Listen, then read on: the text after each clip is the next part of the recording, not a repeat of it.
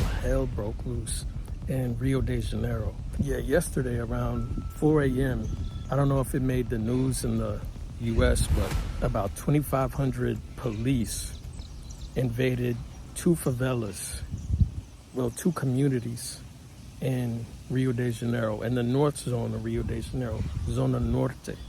One favela, I think one was Alemão and one was Penha. Favelas within those communities. But they're saying it was the deadliest police operation in the history of Rio de Janeiro. 2,500 police, military police, civilian police, and I think other special forces as well. From the death toll I saw, 64 people were killed, dozens of arrests, and 4 of those were police were killed. You know, I made a video about going into a party in a favela, and what I was told by local Brazilians is the problem you're gonna have, well, the risk of danger of going into those parties is if the police decide to raid and you get caught in the middle of a shootout. And this is exactly what happened in this case. Now, I'm not saying it was a party, but they raided these favelas.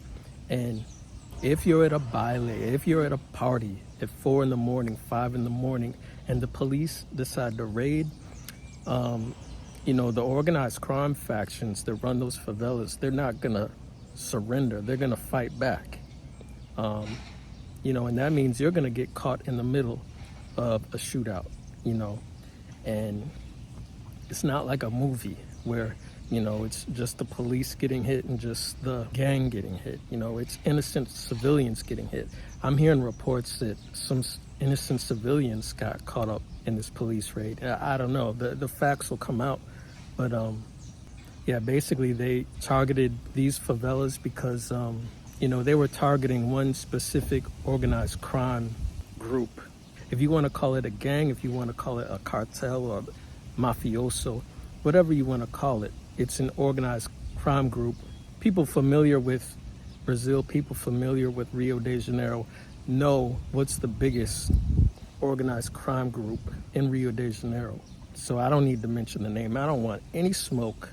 You know, you can Google it. Everybody knows who I'm talking about. There's one big gang, a majority gang, that runs a lot of the favelas in Rio de Janeiro. And they're saying these particular favelas, they were in strategic locations where they target the roadways. Like they have control of, you know, like cargo going in and out throughout Brazil, I guess. You know, it can happen, but you never know when the police raid is gonna happen. And you do not wanna be caught up in the middle of a gang war. It's not even a gang war, it's the military versus the mafia, or the military versus this organized crime group. From what I saw, they're not playing around. They do not back down. The baile I went to, the party I went to, I probably saw 100 guns, 100 assault rifles.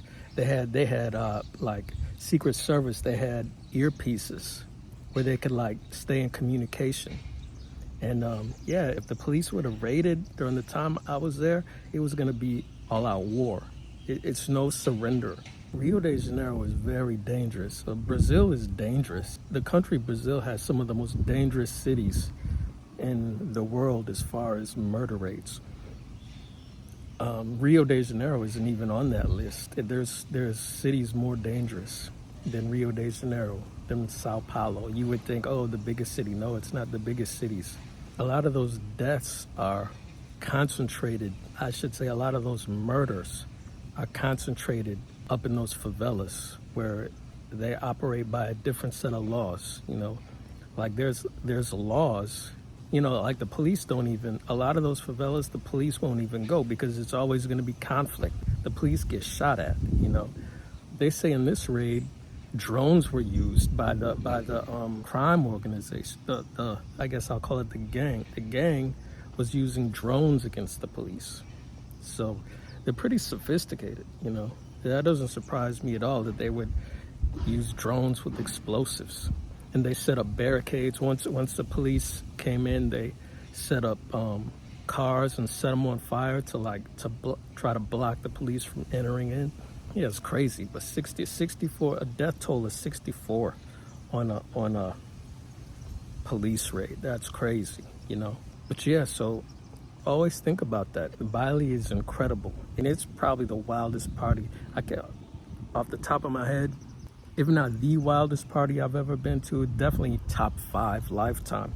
It was just crazy. The sound system was crazy. I never seen anything like that. It was literally like a Lollapalooza, or like a Rolling Loud, or what's the big festival, like Coachella, something like that.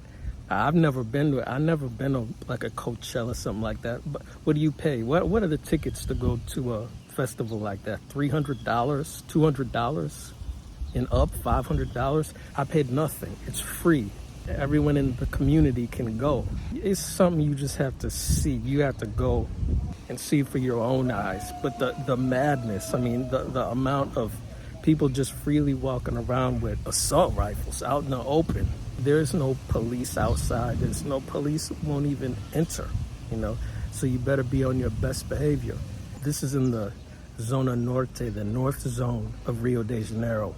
And the north zone of Rio has a reputation for being, you know, pretty hectic. You know, it's pretty dangerous in the north zone. Like most expats, tourists, foreigners stay in Copacabana, Ipanema, you know, even like Botafogo. This is all Zona Sul. This is all the south zone. You know, it's like Disney World in comparison to the north zone of Rio. And this is way north of Lapa. Like, I don't even go up there. I don't think I've ever been to the north zone, because the favelas I've been to, like I've been to Vidigal, Hasina, is west. And the other one I went to that was crazy it's near Lapa, but it's not way up in the north. The favela where I saw all the guns and all the craziness is where the police don't go. It was more close to downtown Rio de Janeiro, central. Yeah, guys, stay safe. And I want to say, like, before I went into that baile, I mean, I can't tell you how many grown local cariocas, local, you know, Brazilians from Rio de Janeiro was telling me, don't go, man. Do not go up there. Do not go into that favela. Everybody warned me. All the young people are like, it's no problem. But like grown people, like you know, grown people, like people with families, responsibilities, you know, not these young kids out here running crazy. Like they're like, it's nothing. But even the girl who put me on to the whole, like, I didn't even know what a baile was. The one who explained it to me, my friend, she told me, you know, it can be dangerous if the police, she warned me. First of all, you know, if you're afraid of guns, you probably don't want to go, because everybody's walking around with guns out there. It's crazy. But she was like, yeah, and, you know, there is a risk if the police raid. You know, it could get very dangerous. You know, something could happen to you. She was like, you don't need to fear, like, somebody messing with you. As long as you go with somebody from there, you know, and obviously have respect. Don't look for trouble, and you won't find trouble, basically.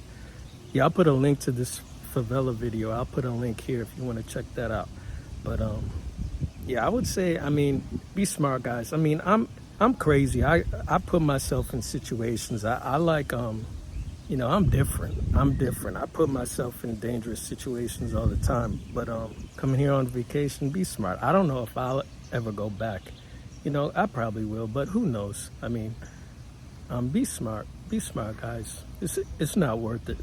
I don't know, what is it with me? I'm always in the hood because I just I just rub shoulders with the locals, and they take me places. And I always want to see. I'm not a Disney World type of guy. I'm not a resort type of traveler. I'm not a guy that likes to take cruises. I like to go, and I like to experience, and I like to see the real. I don't exploit. You won't see me walking around, you know, with a GoPro or a big elaborate video setup, like filming everything and then putting it all on YouTube for clicks. And, you know, I'm not I don't do that. I go to just see things, experience life with my own eyes, you know. You're only given one life, so I figure, you know, experience life. That's my philosophy. But be smart, you know. Like I said, don't do it, guys. Don't do it. I do it because I meet lots of locals, and I'm always, I'm smart about things, you know. Like I'm not an idiot, you know what I'm saying? And I'm very humble. Karma is just, you know, I'm good with people. People are good with me. You know, it's not about coming down here thinking you're the biggest, the baddest. So, like, you don't see me walking around with jewelry. That's just stupid. But some people will do that. People will come down with a big chain and be like, yeah, I'd like to see somebody take it off me. Yeah, they'll take it right off you. And what are you going to do? Nothing. So shut up with that. You know what I'm saying? You look like an idiot. You look stupid. You really look stupid. And the locals think you're stupid. And don't think they won't try you. What are you going to do? Nothing. You want to die? You'll die.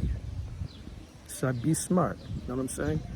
But anyway, if I think of anything else, I'll add it here. But if not, peace, everybody. Be safe. I'm talking to you. Be safe.